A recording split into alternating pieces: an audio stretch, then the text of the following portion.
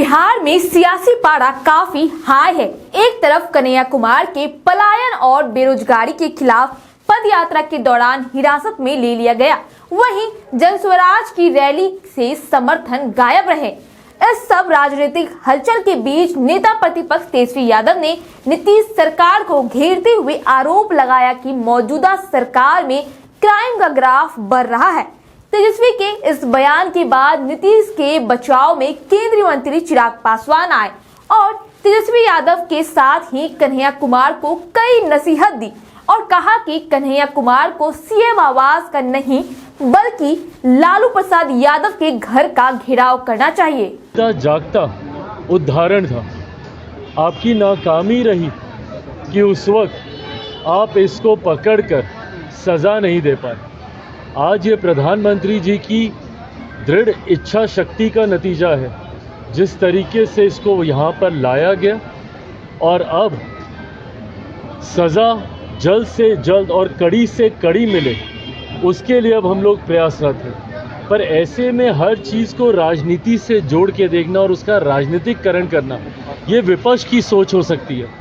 यहाँ पर उन परिवार को न्याय दिलाने की बात है जिन्होंने उस आतंकी हमले में अपनों को खोया, जो घायल हुए, जो परिवार उस दौरान प्रताड़ित हुए, उनको न्याय दिलाने की सोच के साथ हमारी सरकार काम कर रही है। जिसको इसमें राजनीति देखनी है, ये उनको मुबारक। बीजेपी के लोग कह रहे हैं नीतीश कुमार को एनडीए का कोऑर्डिनेटर बनने के लिए और साथ ही साथ उप प्रधानमंत्री बनने के लिए, ताकि बिहार का भी विकास हो और केंद्र का भी। ये तमाम बातें गठबंधन के भीतर चर्चा का विषय है। जब गठबंधन के भीतर ऐसे किसी विषय को लेकर औपचारिक चर्चा होगी तो पार्टी ज़रूर अपनी बातों को रखेगी। मुझे नहीं लगता कि इन विषयों पर इस तरीके से सार्वजनिक चर्चा होनी चाहिए। पलायन रोको नौकरी दो, आज कांग्रेस जो है वो मुख्यमंत्री आवास पहुंच रहे हैं और मुख्यमंत्री नीतीश कुमार का जो आवास पलायन क्या इसमें वाकई में बिहार में हो रहा है? पलायन किसके दौरान हुआ सबसे ज़्यादा, ये तो बताए ना। जिनके साथ, मुझे नहीं पता कांग्रेस अब गठबंधन में उनके साथ है कि नहीं, क्योंकि कांग्रेस वर्चस्व की लड़ाई राजद के साथ ही लड़ रही है। एक दूसरे के सामने ही राजद और कांग्रेस आज की तारीख में खड़ी हुई है और जिस पलायन का ये जिक्र कर रहे हैं ये उसी राजद के समय में हुआ था। तो ऐसे में मुख्यमंत्री के आवास के घेराव से ज़्यादा ज़रूरी है कि वो लालू जी और उनके परिवार के आवास का घेराव करें, क्योंकि 90 का वो दशक उस वक्त सबसे ज़्यादा बिहार ने पलायन देखा। जिस तरीके से यहाँ से लोग डर कर और पीढ़ियाँ गुजर गईं दूसरे राज्यों में, दूसरे प्रदेशों में रहते हुए, जो लोग यहाँ से छोड़ कर गए। मैं ये मानता हूँ कि अब वो दिन दूर नहीं है। बिहार में विधानसभा चुनाव के बाद जो एक मजबूत एनडीए की सरकार बनने जा रही है, प्रधानमंत्री नरेंद्र मोदी जी की सोच वाली सरकार बनने जा रही है, पलायन तो रुकेगा ही रुकेगा, बल्कि बिहार में अब एक ऐसी व्यवस्था तैयार होने जा रही है।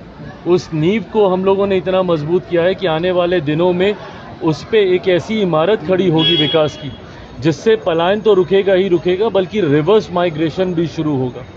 जो लोग पलायन कर कर बिहार से बाहर गए हैं, वो लोग भी अब अपने राज्य आकर यहीं पर व्यवस्थित तरीके से अपने जीवन को यापन कर सकेंगे। उस व्यवस्था के निर्माण की तैयारी अब हमारी सरकार करने जा रही है।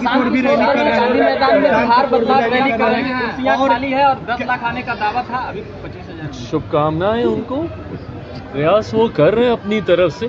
जैसा मैंने कहा कि उनके बारे में या विपक्ष के किसी भी और साथी के बारे में ध्यान देने से ज़्यादा मेरा ध्यान अपने गठबंधन को, अपनी पार्टी को मजबूत करने की ओर है, अपनी नीतियों को जनता तक लेकर जाने की ओर है। बिहार फर्स्ट, बिहारी फर्स्ट को कैसे धरातल पर उतारा जाए, उस दिशा में हम लोग कार्य कर रहे हैं। ऐसे में दूसरा दल अपना प्रयास कर रहा है, पर इतना विश्वास के साथ मैं कहता हूं कि इस बार किसी दूसरे दल का प्रयास धरातल पे नहीं उतरेगा। इस बार एनडीए का गठबंधन एक ऐतिहासिक जीत की ओर अग्रसर हो रहा है। हर बार से ज़्यादा बड़ी जीत के साथ इस बार हम लोग सरकार बनाने जा रहे हैं। 225 से ज़्यादा सीटें जीतकर इस बार एनडीए सरकार बनाएगा। क्राइम का बुलेटिन जारी किया है तेजस्वी यादव ने, लगातार क्राइम का बुलेटिन जारी किया है। क्राइम का बुलेटिन तेजस्वी यादव जारी किया है। लॉ एंड ऑर्डर पे लगातार सवाल उठा रहे हैं। भाई सवाल उठाएं, बट ये सवाल उनको भी देखने होंगे ना कि अपराध का ग्राफ शुरू कहाँ से हुआ था। 90 का वो दशक याद करें जिसको जंगल राज के तौर पे जाना जाता था। मैं ये नहीं कहता कि आपके समय में अपराध ज़्यादा था और मेरे समय में कम है तो ये अपराध नहीं है। ज़रूर एक भी अगर आपराधिक घटना घटती है तो वो हमारे लिए चिंता का विषय है और हमारी सरकार उसको गंभीरता से लेती है।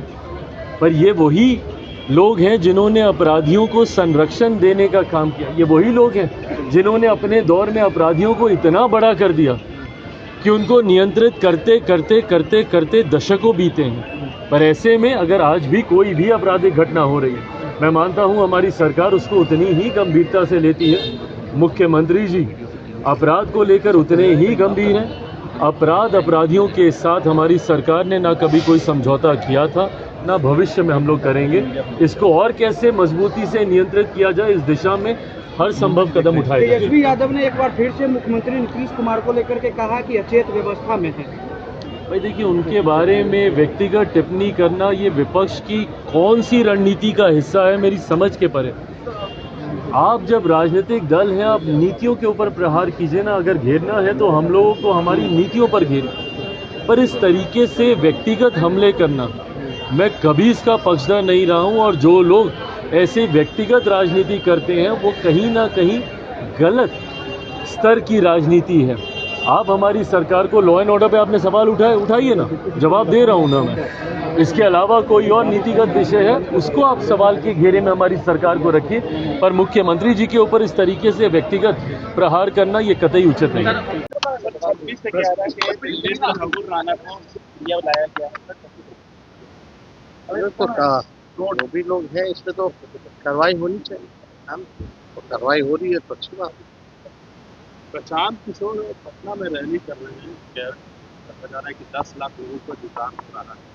सब लोग अपना करें ना भाई, कोई मना थोड़ी। सब लोगों को करना चाहिए, कोई आपत्ति थोड़ी होना चाहिए किसी। हर पॉलिटिकल पार्टी लोग अपना रैली करता है, फिर उसमें हम लोगों को कोई टिप्पा टिप्पणी नहीं करनी। हम लोग अपने काम में लगे हुए। आपके द्वारा जो ट्वीट किया जा रहा है अपराध को लेकर, उसको तो लगातार हम उसको कैसे देखते हैं? देखिए, जो स्थिति हो गई है पूरी तरीके से बिहार में लॉ एंड ऑर्डर का, हमने पहले भी बोला कि क्रिमिनल डिसऑर्डर हो चुका है। अपराधी बेलगाम हो चुके हैं। लगातार अपराध की घटनाएं जो है बढ़ रही हैं। मुख्यमंत्री गृह मंत्रालय उनके अधीन है, फिर भी आप देखिएगा कि इनके लिए अपराधियों के लिए नए कानून बनाए जाते हैं। उनको छुड़ाने के लिए भ्रष्टाचारियों को प्रमोशन दिया जाता है। और बिहार में ऐसा एक दिन नहीं हो जहाँ 200 राउंड गोलियां ना चलती, जहाँ मर्डर, हत्या, अपहरण, लूटपाट ना हो रहा। आप देखिएगा अभी जदयू नेताओं के लोगों की जो है हत्या की जा रही है। पॉलिटिकल हो या नॉन पॉलिटिकल हो या आम व्यक्ति हो या गरीब व्यक्ति हो, वो तो छोड़िए, पूर्व उप मुख्यमंत्री जो वर्तमान में मंत्री हैं, ऐसा लॉ एंड ऑर्डर है कि आज तक पहले 2005 से पहले कभी सुने थे कि मंत्री का भी बैग और पर्स, मोबाइल चोरी हो गया? ये क्या स्थिति है? अराजकता का माहौल है। 10 लाख का दम भर रहे हैं। 10 लाख लोगों को बुलाने का दावा किया जा रहा था, 4,000 लोग उनसे पहुंचे। देखिए, जनता मालिक है ना। और जो ऐतिहासिक रैली, सबसे बड़ा रैली आज तक के इतिहास में जो गांधी मैदान में हुआ, वो गरीब रैला हुआ। और आदरणीय लालू जी ने ही जो है गांधी मैदान को पाटने का नहीं, गांधी मैदान तो छोड़िए, पटना को पाटने का काम किया। लेकिन जनता मालिक है। अब जनता का निर्णय जो है सराखों पर होना चाहिए। नौकरी तो कांग्रेस के द्वारा जो है आज मुख्यमंत्री आवास का भी घेराव होगा, कैसे देख रहे हैं? अरे भाई, बेरोजगारी हटाओ यात्रा, संविधान बचाओ यात्रा, आरक्षण बढ़ाओ यात्रा पूरे देश में सबसे पहले तो हम ही लोगों ने किया था। जो असल मुद्दे हैं देश के, बिहार के जो असल मुद्दे हैं, लगातार हर बार हम लोग कहते रहे। तेजस्वी की लड़ाई बेरोजगारी से है। बेरोजगार नौजवानों का साथ हमने शुरू से दिया है। खुशी होती है कि और दल भी इस पर जो है सड़कों पे आ रहे हैं तो अच्छी बात है, आना चाहिए। अश्विनी चौबे हैं, नीतीश कुमार को मुख्यमंत्री लेकर नीतीश कुमार को लेकर के कहा है कि उप प्रधानमंत्री बना देना चाहिए। एनडीए का अब भाई, संयोजक बनाना चाहिए उनको। हमने पहले भी स्पष्ट कर दिया, जिस स्थिति में मुख्यमंत्री जी हैं अचेत अवस्था में और उम्र का पड़ाव का असर जो है उन पर दिख रहा है। आज के हालात में हमको उनकी सेहत को लेकर के चिंता होती है और सबको पता है अमित शाह जी ने भी जो है गोल मटोल जो है जवाब दिया, लेकिन ये वो उनका अपना गठबंधन है। लेकिन ये स्पष्ट है कि चुनाव तक नीतीश कुमार जी का चेहरा ये टांगेंगे, चुनाव के बाद जो है क्या होना है वो सब लोग जानते हैं। तो आपने देखा कि कैसे बिहार में सियासी पारा गर्म है और आरोप प्रत्यारोप का दौर जारी है।